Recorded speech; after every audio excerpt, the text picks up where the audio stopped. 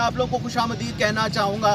جیسا کہ آپ لوگ جانتے ہیں کہ لاہور کا شمار دنیا کے آلودہ ترین شہروں میں ہو چکا ہے. اس کے علاوہ فیصل آباد، گجرانوالہ، سکھر، ملتان، گجرات، سائیوال میں بھی اسموک کا راج ہے.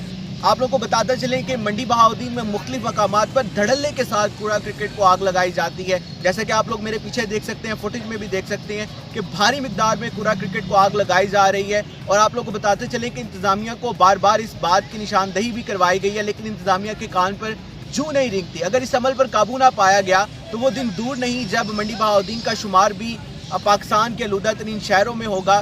عوام کی مطالبہ ہے ڈی سی او منڈی بہاؤدین سے اور اعلیٰ حکام سے کہ کوڑا کرکٹ کے اس آگ لگانے کے عمل کو فی الفور روکا جائے تاکہ منڈی بہاؤدین میں اسموک کم سے کم پیدا ہو.